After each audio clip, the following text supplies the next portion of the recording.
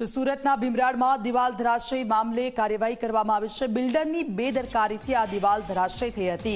Shiv રેસિડેન્સીના 4 tower ખાલી કરાયા છે। મહાનગરપાલિકાએ ડેવલપર, આર્કિટેક્ટ અને એન્જિનિયરના લાયસન્સ સસ્પેન્ડ કર્યા છે। બિલ્ડર સહિત 4 લોકોના લાયસન્સ સસ્પેન્ડ કરવામાં આવ્યા છે। સીધા જશું ચેતન અમારી સાથે લાઈવ જોડાઈ ગયા છે। ચેતન, દિવાલ ધરાશય થવાનો છે મામલો છે ને હવે આગળ શું કાર્યવાહી થઈ રહી છે?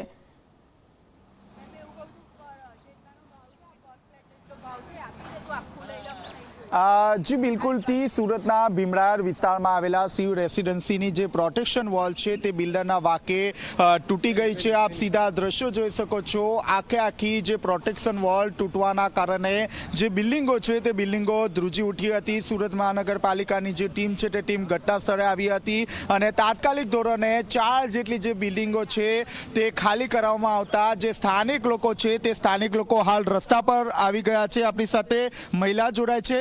बेन हाल केवी परिस्थिति? अरे कंटाड़ी गयेला छे के शुं करवानुं ए ज नहीं समझ पड़ती नथी। पाणी जो अत्यारे गैस कापी गया, हवे कहे छे धीमे धीमे पाणी कापी दईशुं, लाइट कापी दईशुं, तमे रहेवा क्यां जवाना? बच्चा नाना नाना लईने खावानुं, स्कूले छोकराने मूकवा जवानुं, नौकरी बधुं शुं बधुं एम ज चाल्युं गयुं। अमारे घर अमारुं पोतानुं अने अमारे भोगववानुं। एना करता बिल्डरने एवुं कहो के अमने पर फ्लेटना अमारे जेटला रूपिया निकळता होय अमने आपी दे, अमे आखुं खाली करीने जता रहीए, तारो मोटो प्रोजेक्ट बनावी जेटલું પોળું થઈને કરવું એટલું। કારણ કે અમે લોકો હવે કંટાળ્યા છે।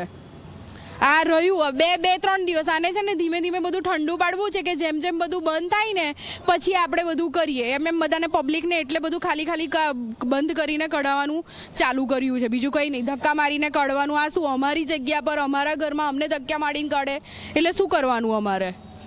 जी काका, हाल शू परिस्थिति? परिस्थिति बहुत खराब है। हम ठीक है, किसी को मिल गया किसी को नहीं मिला ये मकान, लेकिन तकलीफ ये है कि अब लोगों को गुनहगार समझ रहे हैं। अब बंद कर देंगे, अब इसका नक्की कब होगा ये मालूम नहीं। कब तक इसको चालू करेंगे, क्या है, कब तक ये होगा ये अभी तक नक्की नहीं है। जी आप सीधा दृश्यो जोई सको छो। जे बिल्डिंग है ते खाली कराववामां आवी रही है अने जे लोको छे ते एक्टिवा पर पोतानो जे सामान है ते सामान लईने અહીંથી જઈ રહ્યા છે। બિલ્ડર દ્વારા કોઈ પણ પ્રકારની વ્યવસ્થા કરવામાં નથી આવી રહી, જેને કારણે સ્થાનિક લોકોમાં રોષ જોવા મળી રહ્યો છે। આપણી સાથે સ્થાનિક જોડાયા છે। जी શું परिस्थिति तो हाल फिलहाल बहुत डेंजर हो चुके हैं यहाँ पे। ये बिल्डर ने जो काम किए हैं ना उसके कारण पूरा मतलब 400 परिवार रहता है और 1500 आदमी है, सब परेशान इसके कारण। इसको तो कुछ नहीं, वो तो एसी में बैठा है आराम से। उसको जब पता है यहाँ पे 15 फुट के नीचे पानी है तो 3 लेयर की परमिशन इसको मिली कैसे? कौन सा एसएमसी का बड़ा अफसर था जिसने इसको परमिशन दी है? वो चीज़ समझ में नहीं आती। ये पूरे एरिया में आज तक किसी ने 3 लेयर की जी आप જોઈ શકો છો। जी काका, बिल्डिंग खाली કરીને जाओ छो? हाँ, बिल्डिंग खाली करी है भैया। શું કારણ? ये बराबर में अपना जो इसमें गड्ढा हो गया है। कितनी दिक्कत हो रही है? दिक्कत हो रही है, सारा सामान लेके जाना पड़ रहा है। दूसरे घर में शिफ्ट हुए हैं। कोई व्यवस्था यहाँ पे बिल्डर की? नहीं, मेरे को ऐसी व्यवस्था नज़र नहीं है। मैं तो भाई के घर पे रह रहा हूँ। तो अभी सब परिवार कहाँ रहते हैं? इधर हल्थान में ही। यानी कोई व्यवस्था बिल्डर के? नहीं, मेरे को नहीं मिली। मैं तो अपना भाई के घर में जा रहा हूँ।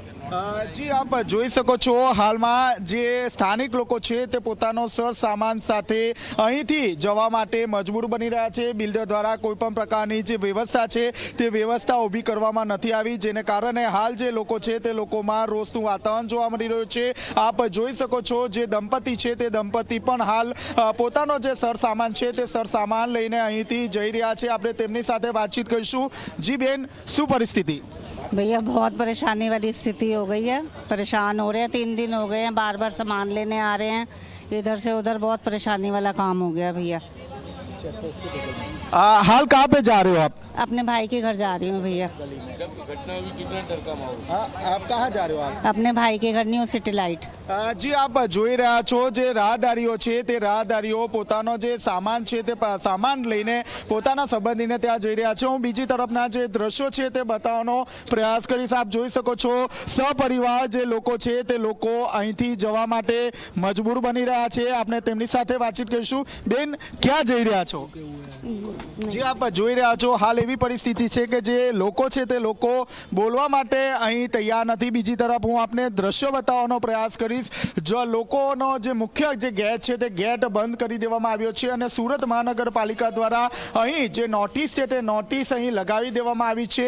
અને સૌથી મહત્વની વાત છે કે લોકો પહેરેલા કપડે બિલ્ડિંગની બહાર નીકળી ગયા હતા. પોતાની જે કિંમતી ચીજ વસ્તુ છે તે હજી તેમના ફ્લેટમાં છે. બિલ્ડર દ્વારા કોઈ પણ પ્રકારની વ્યવસ્થા અહીં કરવામાં નથી આવી. ત્યારે સ્થાનિક લોકોમાં પણ અહીં રોષનું વાતાવરણ જે છે તે જોવા મળી રહ્યું છે. જી બિલકુલ આભાર. આપની પાસેથી અપડેટ્સ લેતા રહીશું. તો બિલ્ડરોની ભૂલને કારણે સ્થાનિકોને હેરાન પરેશાની થઈ રહી છે.